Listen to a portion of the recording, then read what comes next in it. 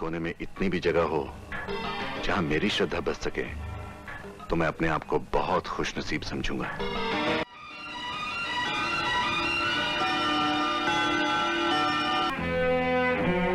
हमारा मन कहता है कि संजय बाबू अच्छे इंसान हैं, और फिर बिटिया जिंदगी में कभी न कभी तो समझौता करना ही पड़ता है। अगर हमारी ये चाल कामयाब हो गई तो हम आरती की करोड़ों की जायदाद के मालिक बन जाएंगे।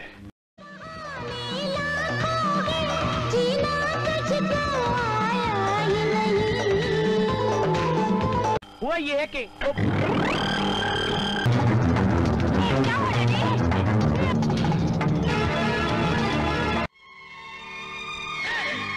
मैं आखिरी वक्त पर उससे कुछ बात भी नहीं कर सकी। पीछे, हाँ ऐसे।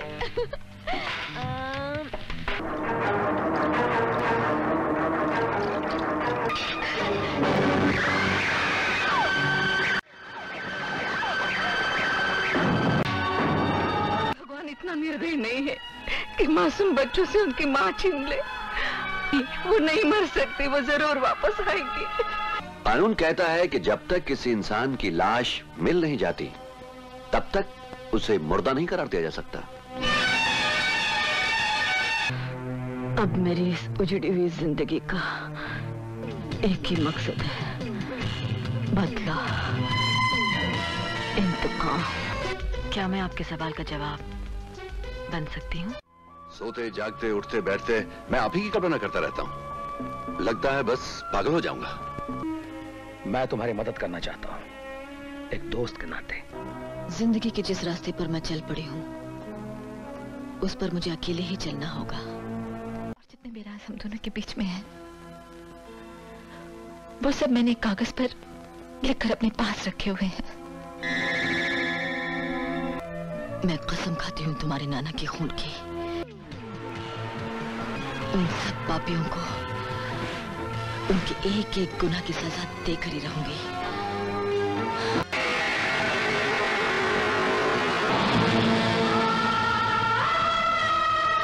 बतौर निर्देशक अपनी पहली फिल्म खुदगर्ज की सफलता के बाद राकेश रोशन ने अपने दूसरे फिल्म में उनके दो जिगरी दोस्त जितेंद्र और शत्रुघ्न सिन्हा को कास्ट करने का फैसला किया। अंग्रेजी फिल्म रिटर्न टू ईडन से प्रेरित होकर जब राकेश रोशन ने फिल्म खून भरी मांग की निर्माण शुरू की तो उन्होंने जितेंद्र को रेखा की पति विक्रम सक्सेना और शत्रुघ्न सिन्हा को फिल्म में रेखा को नए जिंदगी देने वाला और उनके शुभचिंतक का किरदार जेडी की भूमिका निभाने की पेशकश की। उस समय जितेंद्र और शत्रुघ्न दोनों ही नायिका केंद्रित फिल्म में छोटी भूमिका निभाने में महत्वपूर्ण प्रभाव डाल सकते थे, लेकिन जितेंद्र उन दिनों बहुत व्यस्त थे और उनके पास स्पेशल अपीयरेंस की भूमिका के लिए कोई तारीख नहीं थी। फिल्म को जारी रखने के लिए तब राकेश रोशन ने खुद विक्रम सक्सेना की भूमिका निभाने का फैसला किया।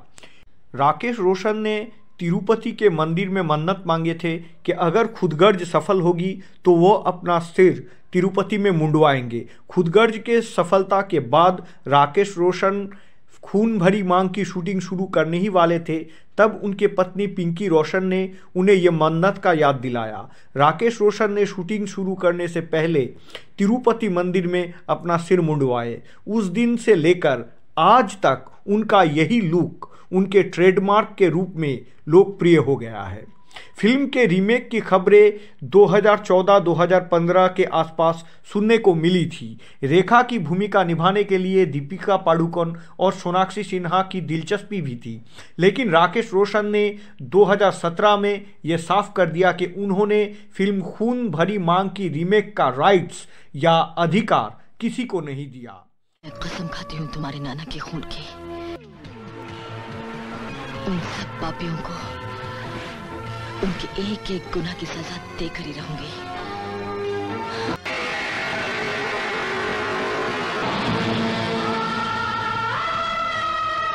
इस फिल्म में रेखा घोड़े पर सवारी किए, घोड़े पे सवार होकर पहली बार उन्होंने किसी फिल्म में एक्शन किए, यही सुनने को आता है। रेखा ने फिल्म खून भरी मांग में अपने प्रदर्शन के लिए सर्वश्रेष्ठ अभिनेत्री का फिल्म फेयर अवार्ड जीता और एक्ट्रेस सोनू वालिया ने सहायक भूमिका में सपोर्टिंग एक्ट्रेस का पुरस्कार जीता। बतौर एक्ट्रेस सोनू वालिया की ये पहली फिल्म थी। सुनने में आता है कि फिल्म के मुख्य खलनायक कबीर बेदी इस फिल्म के मेकिंग के दौरान सोनू वाली के साथ अफेयर में जुड़ गए थे। दीपक पराशर को पहले कबीर बेदी की भूमिका के लिए सोचा गया था, लेकिन रेखा ने राकेश रोशन को कबीर बेदी का नाम सुझाया। लेकिन संशय यह था कि कबीर बेदी सिर्फ एक फिल्म के लिए भारत वापस आएंगे या नहीं।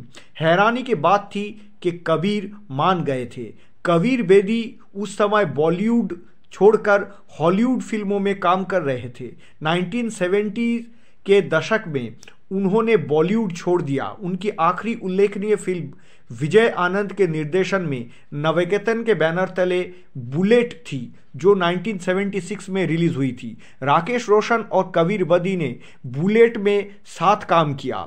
फिर लगभग 10 साल बाद राकेश रोशन ने कबीर बेदी को अपनी नई फिल्म पर काम करने के लिए कॉल किए और कबीर बेदी खून भरी मांग के लिए भारत काम करने को आए और बाद में कुछ और फिल्में साइन की और तब से वो स्थायी रूप से इंडिया में सेटल हो गए।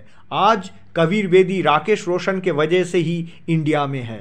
राकेश रोशन ने कबीर बेदी से फ़ोन पर बात की और उन्हें फिल्म का संक्षिप्त विवरण दिया। कबीर बेदी सहमत होने से पहले उन्हें एक प्रॉपर स्क्रिप्ट भेजने का अनुरोध राकेश रोशन से किया।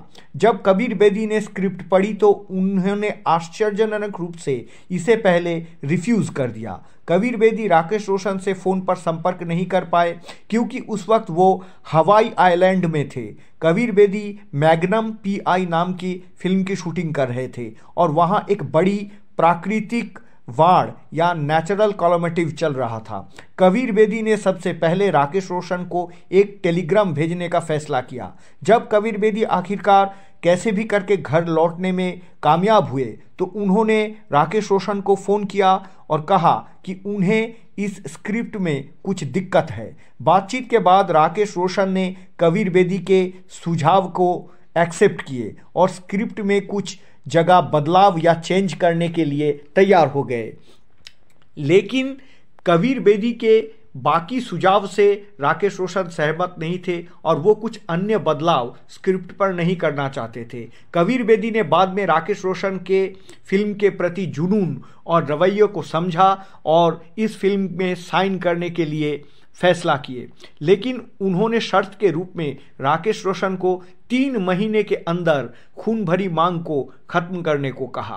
राकेश रोशन पहले अनीता राज को सोनू वालिया के किरदार के रूप में चाहते थे, लेकिन अनीता राज नेगेटिव रोल नहीं करना चाहती थी। एडिटर संजय वर्मा ने इस फिल्म के दौरान बतौर फिल्म एडिटर या संपादक के रूप में अपने शुरुआत की और संयोग से इस फिल्म के मेन विलेन कबीर बेदी का नाम भी संजय वर्मा ही था। अगर हमारी ये चाल कामयाब हो गई तो हम आरती की करोड़ों की जायदाद के मालिक बन जाएंगे।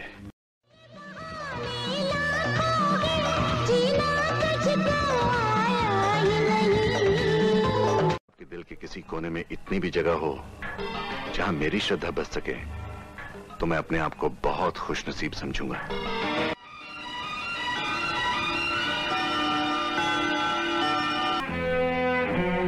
हमारा मन कहता है कि संजय बाबू अच्छे इंसान हैं।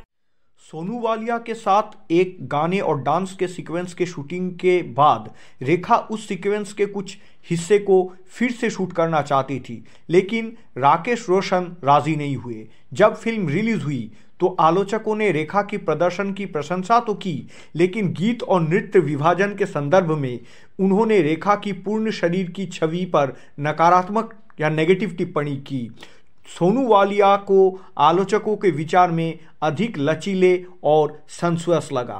खून भरी मांग अगस्त 1988 में रिलीज हुई थी। कबीर बेदी ने हिंदी फिल्म में खून भरी मांग के साथ अपनी वापसी की और ये बहुत ही कामयाब फिल्म रही एज पर कॉमर्शियल एस्पेक्ट। इस फिल्म के बाद राकेश रोशन और कबीर बेदी ने फिर कभी एक साथ काम नहीं किया। मराठी फिल्म भरा मालवत रखना खून भरी मांग से प्रेरित थी। इसके लिए राकेश रोशन ने एक लीगल नोटिस भी जारी किया था, लेकिन वरला मालवत रखना फिल्म के निर्देशक अनूप जगदाले ने जवाब दिया कि ये फिल्म खून भरी मांग से प्रेरित नहीं है और उसका रीमेक भी नहीं है। फिल्मांकन के दौरान रेखा और शत्रुघ्न सिन्हा ने एक दूसरे से बात नहीं की, उनका पूर्व मतभेद था।